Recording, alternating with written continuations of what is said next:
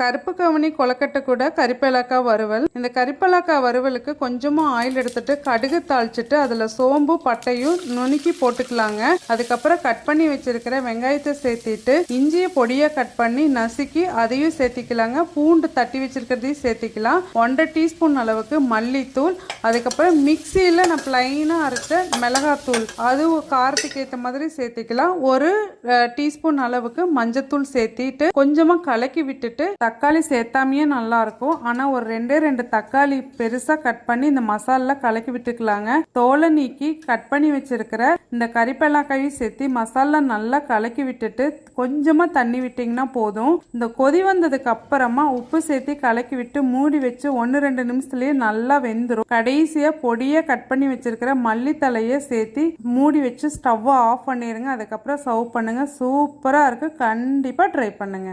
Thank you.